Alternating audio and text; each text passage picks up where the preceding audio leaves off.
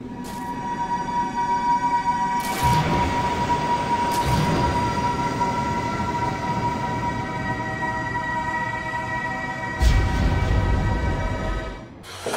evening, YouTube. You guys are now watching another segment of the Cali Effect. Today, we're going to be going over the Sylvan deck profile. I know this deck is amazing. And for you people that are unconvinced and would still like to be taken to the Sylvan Learning Center, there is a link down below that will take you to the wondrous Sylvan game of me playing and showing you guys how to play Sylvans. Now, it's deck profile time. And it's going to be pretty interesting as a build. Nothing like Frazier's build. The complete focus on the deck is actually being able to excavate plants using Sylvans for what they're supposed to be doing, is getting off, you know, their effects to the graveyard from the deck and abusing Lonefire Blossom as much as possible. Well, let's start off with two copies of Sylvan Hermitry. Next will be 3 copies of Sylvan Sagecoil. I feel like that's really standard. I mean, I would play a third Hermitry, but drawing it is kind of clogged. I mean, if you ask me, it's really up to you. You could play a third copy of Hermitry. You could risk clogging it. There are ways to unclog it, but hey, I mean, I'd rather just have this solid number right here of the 2 Hermitry and the Sylvan Sagecoil. Sagecoil is a must at 3. If you excavate it, you get a Sylvan card or Sylvan spell or trap card from your graveyard to your hand. So it's like obvious. 2 copies of Princess Sprout. Now this is going to kind of mitigate for Blaster and Tempest being gone, but Princess Sprout, when it's excavated, you can turn it into any level that you want to. More often you're going to be turning it into level 7s or level 8s to be able to exceed summon. Sometimes you can turn it into a couple of wacky levels so you can synchro summon. So it's a very interesting card. Also, a lot of people tend to forget is that it's on your field. You contribute it to excavate the top card of your deck, and then you can put a Sprout card back to the top of your deck, which sets herself up for, you know, just so many amazing plays. Next is 2 copies of Sylvan Snapdrassassin. I'm horrible at names. I'm just going to call him Sylvan Snapdrassassin. When he is sent to the graveyard, you can excavate the top card of your deck. Really good card. It just has so much synergy with the deck. At first, I didn't even like its effect. But the free excavation, if you play it right, will always be a Sylvan card. 2 copies of Sylvan Commisruno. If you're not destroying back row, you can set it. If it's flip face up, you excavate 5. More often than not, you're going to excavate some good cards. 2 Martial Leaf, the monster destruction. If you summon it, you excavate 2. Peacekeeper is a card that I really like to stress in here, just because if you excavate a Peacekeeper with Lonefire in your graveyard, it just means so much more. You get to special summon that Lonefire and activate its effects. Really, that's probably the only monster you really want to special summon. Sometimes you actually want to get out like maybe a Global or Spore, which isn't that bad, but Lonefire Blossom at 3 definitely merits at least 2 Sylvan Peacekeeper, and I can actually get its effect off pretty easily. Next is 3 copies of not only just any type of Lonefires, Champion Pack Lonefire Blossoms. They look so sexy, I know. That's the best card in the deck right now. It gets any dragon or any plant monster you want.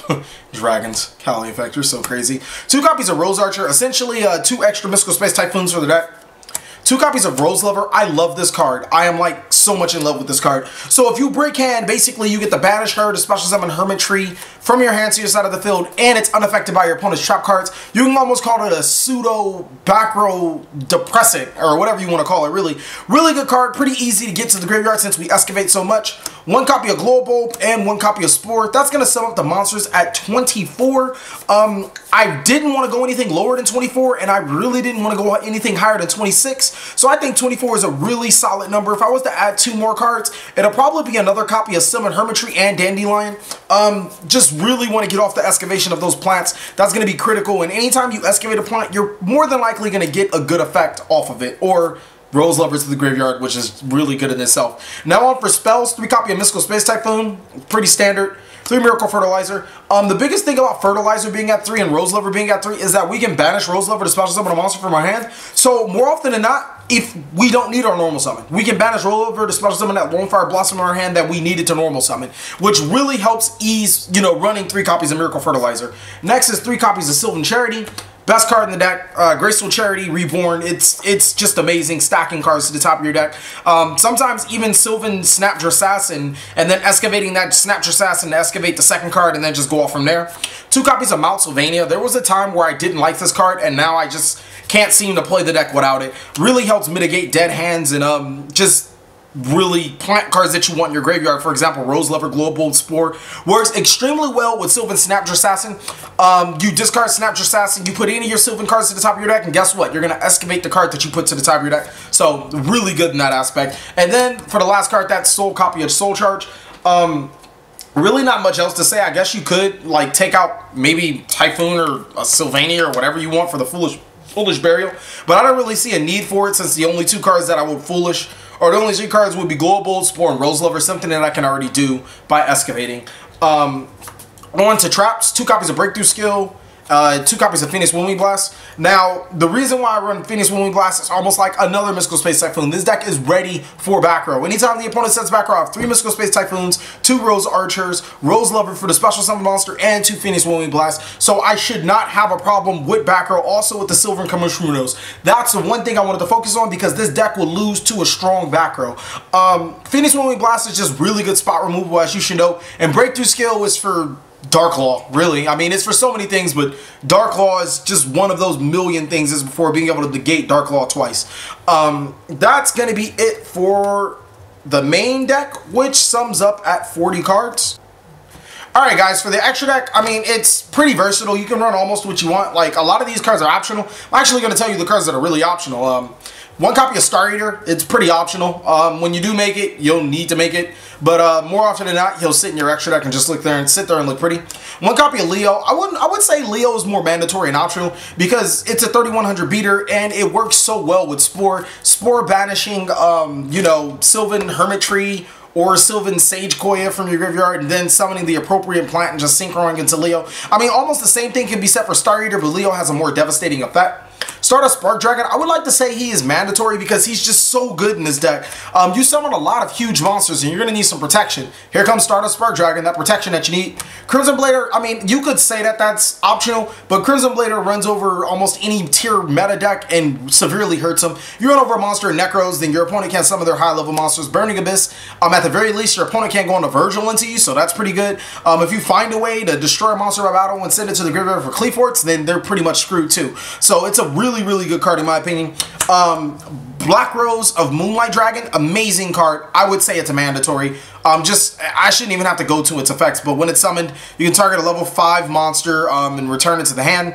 At any given time, if a monster is special summoned, or a level 5, I'm sorry, if a level 5 monster is special summoned, you can return the monster your opponent controls to your hand. It's just really good. Regular Black Rose Dragon for field nuking abilities. For the Exceeds, Dark Matter Dragon, 4,000 beater that can attack twice over monsters. I mean, I really just shouldn't say anything else after that. Only thing it does is require us to play Tachyon Dragon, which is not a bad card either. 3K monster that has the potential to become 4K and attack twice, so that's pretty good as well. 2 copies of Felgrand. While those 2 are mandatory, I feel at least 1 copy of Felgrand. Or I'm sorry, while the Galaxy Eyes cards are optional, I feel at least 1 copy of Felgrand is mandatory. I opted to run 2 because more often if I am going to 8, it is Felgrand. Oops.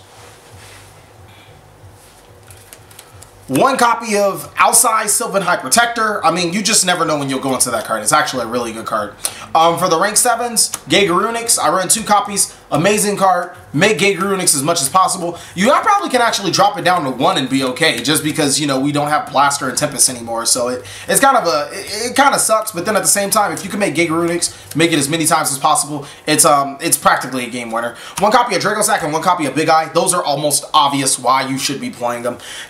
Now onto the combos. There aren't really many combos, but I guess I can show you what I can show you.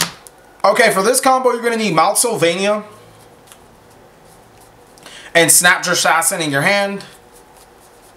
Let's say we're going to start off with Lonefire Blossom. So these are going to get really nasty for the opponent. I'm going to be able to make a Felgrand with basically just these cards right here. And it's like I said, it's not going to be nice for the opponent at all. There's multiple ways you can go about doing this, but I'm going to start off first with summoning, oh, where is it?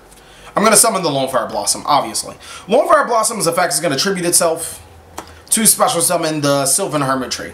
Now, you can activate Hermitry's effect more often than not. You're not going to excavate exactly what you want. So that's where Mount Sylvania and Snapdra Assassin comes in. You can activate the copy of Mount Sylvania, and you can pitch the Snapdra Assassin to the graveyard. to place a card on top of your deck. More often than not, it's going to be either Sylvan Peacekeeper or Sylvan Princess Sprout. We're going to go with Peacekeeper this time. So since it stacks to the top of the deck, Snatcher Assassin effect activates. Gee, look what we excavated here. It's going to be a Sylvan Peacekeeper. Special summon that Lone Fire black into your field. Activate Lone Fire's effect. We're going to go into our second copy of Sylvan Sage Koya, and then you can excavate it in. If you got both of your Sage Koya's effects off, or I'm sorry, your Hermit Tree's effect off to excavate and draw, you're like in a really good position. The other option would be just going into the safer route. With the Snatcher Assassin, put the Pea Sprout or the Princess Sprout back to the top of your deck and excavating it. That will give you a level 8 monster to rank up into, so you'll have it like that. Either way is acceptable, really depending on what you're playing against and what you're doing. If you want to get greedy, I definitely say the 2 Hermit Trees, because, I mean, more often than not, if you can draw both of those Hermit Trees, it's pretty much game. You're going to get very, very greedy in that aspect. I guess another combo... Like I said, there's not many combos. I mean, you could do the exact same thing for Sage Koya. I mean... That's really about it. Most of your combos will involve Mount Sylvania, like and Snapdragon Assassin. Just activating its effect, pitching it. You can put the Sage Koya back to the top of your deck. Sage Koya is excavated. You'd obviously need a Sylvan Charity to your graveyard to even think about doing that. That works really well. I guess another thing is that what a lot of people don't notice is that we can make Spore at a really, really, really high level. So for this certain scenario, I'm going to put Sylvan Sage Koya in my graveyard. I am going to do the same Snapdragon Assassin combo just because I can do any type of excavation, but Sylvan Snapdragon Assassin is the best way to do it. We're going to activate Mount Sylvania and pitch the Snapdragon Assassin to put, where is it? Princess Sprout back to the top of our deck. Princess Sprout's effect is going to activate, or Snapdragon Assassin's effect is going to activate. We're going to special summon Sylvan Princess Sprout, make it 7. Then we're going to, or actually, I'm sorry, we can make it any level we want to. I can make it 3. To go into a Star Eater, I can make it 2. I can make it, for this example, I'm just going to make it 3, okay? Then we're going to activate Spore's effect, we're going to banish the Sage Koya, Special Summon Sword, and guess what? Now we have our Leo. You can do the same with Hermit Tree, make any of your basically ranked cards, any of it, really doesn't matter. Like I said, all of the combos are pretty much remedial. You'll pretty much learn the combos. There's no huge extensive combo with the deck. That's really about it. The next thing that I'd like to urge is, let's say you do have, where's Giga Runix on the field. More often than not, you don't want to get rid of any of your high-level monsters for Giga Runix's first effect. You don't really want to get rid of a Sage Koya in hand or on the field or any type of Hermitries. So just banish your Sage Koya with your Spore and then, you know, tribute the Spore for, you know, look at the top 8 cards of your deck. That's one of the more pivotal things, but I mean, it's really not much else that I could tell you to play the deck because it's so combo based and it doesn't really require you to have certain cards. You just have to go with the flow, kind of. Thank you guys for watching another segment of the Cali Effect. Please like, comment, subscribe, but most of all, enjoy.